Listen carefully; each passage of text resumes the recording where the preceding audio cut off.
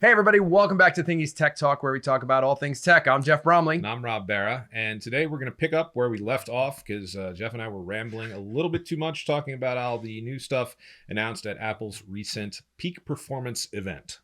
And now let's talk about the neat things they released for people like us that loves working on the Mac. Oh, we're ready for this one. Yeah. So Apple has finally released announced, and you can order it now, I think, a heavy duty computer, basically in a Mac Mini footprint. It's about, I think, double height of what the normal Mac Mini is. The Mac Mini's like this. Yeah, but the essentially it's all fans. Yeah. So from a power consumption perspective, there's a new processor chip that they put on it, which has absolutely ridiculous specs. Yeah. The architecture of it is just nuts. Yeah. And from what I've seen on early benchmarks and things like that, it does apparently provide, when you look at it from a power per watt perspective,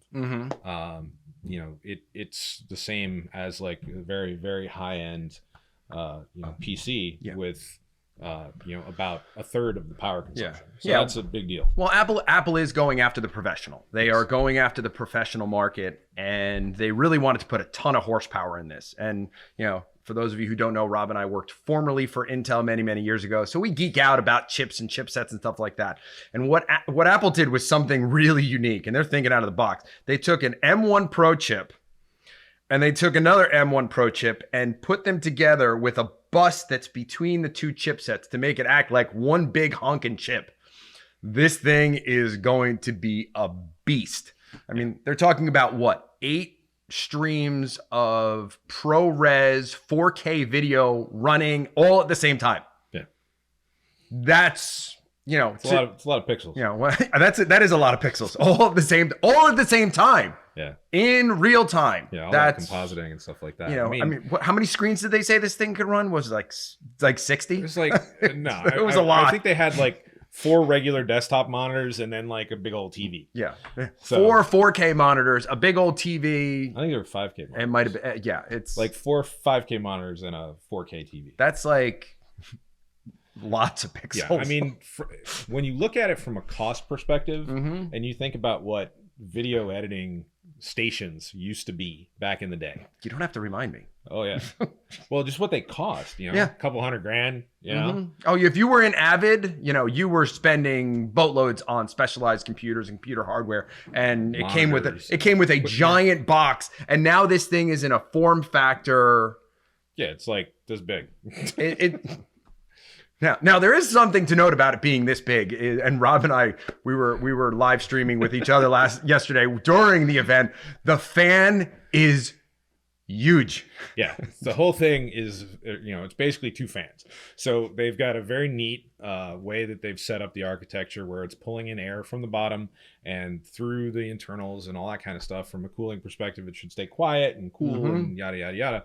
The thing that immediately came to me was that since we've been working in basements for the better part of the last couple of years, dust is going to be a problem. Dust is going to be a very big problem.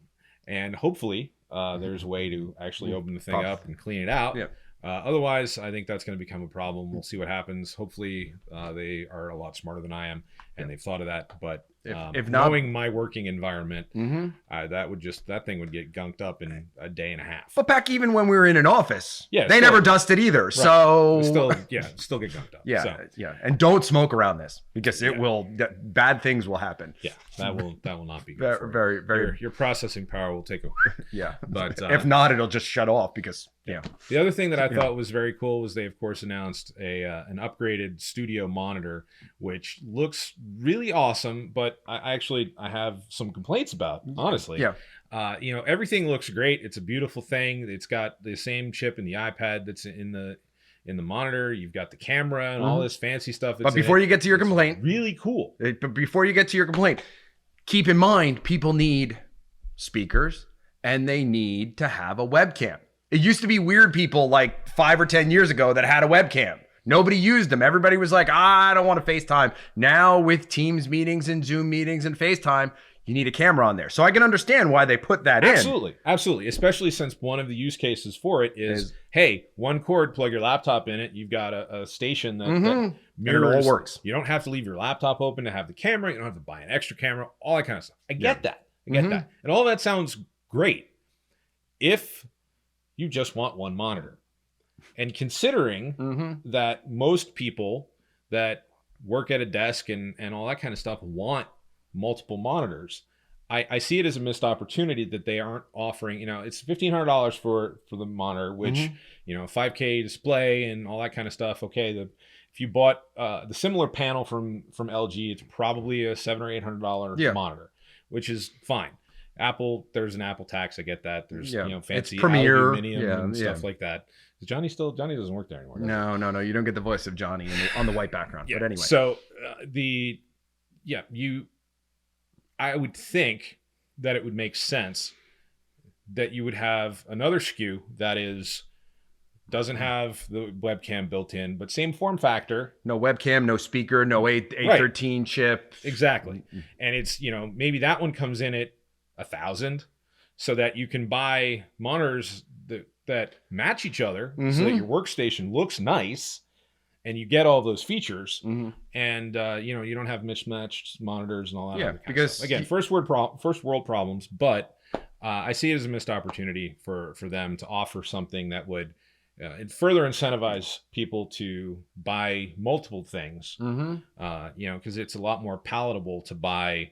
If you're going to with a 3 monitor. Oh, you want them all to match. They got to match. They got to match. You want them all to match. Yeah. And you got a $1,500 one that's your main monitor, and you've got $2,000 ones that are on the side. That's a lot better, at $3,500 versus $4,500. You saved $1,000. So that, again, makes a difference. First world problems, I get it. Yeah. But it would be something that I would want to see, and something honestly that may prevent me from getting the monitor at all. Yeah. Because I don't want mismatched monitors. Yeah, but once you've had an Apple monitor, and I know that you pay the extra money, like I've got my 5K iMac, and that monitor is absolutely beautiful. Right. The color match works. It looks good. It is a beautiful monitor. And frankly, I like what they've done by putting so much horsepower in a smaller footprint with a monitor that matches. And if you look at it from a price point perspective, you've got a high-end machine and a high-end monitor for about the price that the high-end iMacs would be. Yeah, they were about $2,700, $3,200, $2,500, depending on how you configure them. Yeah. And that's good because from just from an ecological point of view, that's good that I'm not trashing an entire thing just because my computer is done now. Yeah. I can keep the monitor that is great, and I can just replace the computer, which is something that people that use PCs have been able to experience for quite some time. Yeah, I have a few older 27-inch iMacs that are. There's one sitting right over there. That's a doorstop. They're just doorstops at this point, and you can't do anything with them, which is unfortunate because the displays work, and they're beautiful still. Yeah. So a couple predictions with Apple and this Mac Studio that they have. I think this might be the end of the garbage can. So the Mac Pro may just kind of slowly drift off. Well, the garbage can was already done. They released the giant cheese grater thing. Yeah, but still. Yeah, I mean, this form factor, what they have packed underneath that is... Oh, it murders it. Yeah, it does. I mean, there was like a 9-way Xeon or something crazy like that. Exactly. I mean, I feel bad for my Intel stock. I feel bad for his Intel stock. I got rid of mine like 20 years ago. Yeah. All right, so that's enough of our rambling for the Apple peak performance tech talk. Again, hopefully wherever you are in the world, you are safe and healthy. Our thoughts and prayers are with you, and stay safe out there and go Hall. Hazard Z forward. So for this episode of Tech Talk, I'm Jeff Bromley. I'm Rob Barra. Take care.